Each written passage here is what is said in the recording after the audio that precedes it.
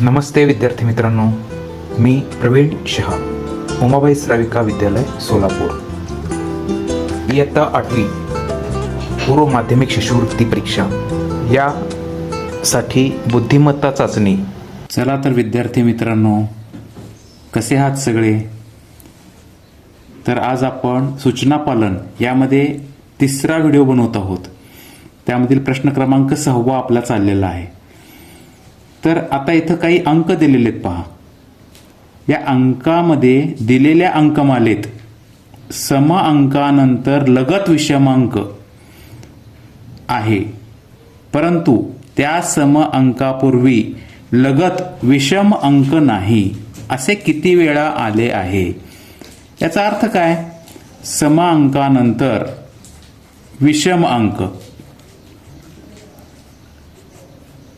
आहे, परंतु सम अंकापूर्वी या सम अंकापूर्वी लगत विषम अंक नाही, म्हणजे सम अंक आहे. म्हणजेच सम सम आणि विषम असे किती वेळा आलेले आहेत हे आपल्याला पाहावे लागेल. आता यामध्ये जर बघितलं तुम्ही क्रमाने बघत चला. सम सम जिथं दिसतं त्याच्या पुढे विषम आहे का ते पाहायचं. म्हणजे सम सम आणि विषम हे एक गट झाला. आणखीन सम सम कुठं दिसतो? इथं दिसतो बघा, 2 आणि 6. पण इथं विषम आहे का? नाहीये, म्हणजे हे गट धरायचं नाहीये. पण 6, 8 हे समसम अंक आहेत. ह्या समसम नंतर विषम अंक आहे. 9 अंक हा विषम अंक आहे, म्हणजे दुसरा गट झाला. तसेच अजून जर पुढे गेलो आपण तर 2, 6 हे सम अंकानंतर विषम अंक इथे एक आलेला आहे बघा, 3 झाले. त्याच्यानंतर समसम जिथं दिसतं तिथं थांबा, म्हणजे 2 आणि 6. याच्यानंतर विषम अंक आहे का? आहे, म्हणजे 2, 6 आणि 7 हा झाला चौथा गट. आणि त्यानंतर सम सम आणि 7 हा विषम अंक आहे, म्हणजे हा 5वा गट झाला. म्हणजे असे आपल्याला 5 वेळा आलेले आहेत, म्हणून पर्याय क्रमांक 2 होईल. चला तर आपण आता पुढचा प्रश्न घेऊया.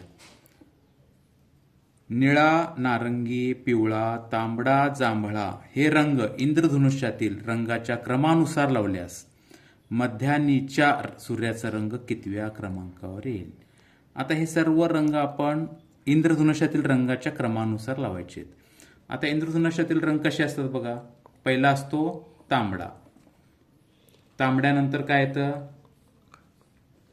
तांबड्यानंतर नारंगी, नंतर पिवळा, नंतर निळा, नंतर जांभळा. आता तांबडा, नारंगी, पिवळा, निळा आणि जांभळा असे क्रम लागतील. त्यामध्ये तिसऱ्या क्रमांकाचा म्हणजे मधला हा पिवळा रंग येतो. मध्यानीचा रंग हा पिवळा असतो, त्यामुळं मध्यानीच्या सूर्याचा रंग तिसऱ्या क्रमांकावर येईल, म्हणून तिसऱ्या क्रमांकाला आपण टिक करूया. चला तर आपण पुढचा प्रश्न घेऊया. केल्याने होत आहे रे, आधी केलेची पाहिजे. या ओळीत किती अक्षरे एकारांत आहेत? म्हणजे एकारांत म्हणजे ज्याचा अक्षराचा शेवट ए या स्वराने होतं असे अक्षर. के एन होतं बघा इथं. ने, रे, हे, के, ले, जे. म्हणजेच 1, 2, 3, 4, 5, 6, 7 अशा 7 वेळा एकारांत अक्षर आलेले आहेत, म्हणून पर्याय क्रमांक 2. चला आता पुढचा प्रश्न घेऊया आपण.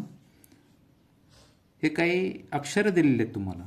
या अक्षरापासून एक अर्थपूर्ण शब्द तयार केल्यास 3ऱ्या व 8व्या स्थानाचे अक्षर घेऊन तयार होणाऱ्या अर्थपूर्ण शब्दाचा अर्थ पर्यायातून निवडा. हे बघा बरं का. आता आपल्याला या अक्षरापासून एक अर्थपूर्ण शब्द तयार करायचा आहे. त्यासाठी शब्दसंग्रह आपल्याला भरपूर पाहिजे. आपल्याकडे जर शब्दसंग्रह असेल तर आपल्याला लगेच लक्षात येतं.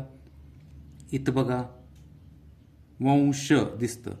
वंश प रम प रा ग त म्हणजे वंश परंपरागत हे आपल्याला शब्द तयार होताना दिसतं. वंश परंपरागत हा एक अर्थपूर्ण शब्द तयार झाला. आता ह्याच्यामध्ये काय करायचं आपल्याला, तिसऱ्या व आठव्या स्थानचे अक्षर घ्यायचं आहे. तिसऱ्या म्हणजे 1 2 3 4 5 6 7 8.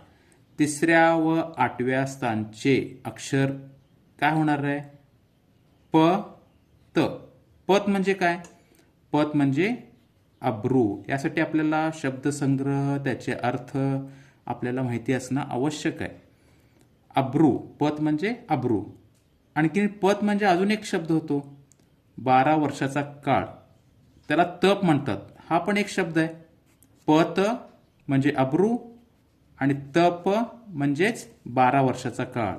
म्हणजे पर्याय क्रमांक 2 आणि पर्याय क्रमांक 3 हे 2 अचूक पर्याय आपल्याला येथे मिळणार आहेत.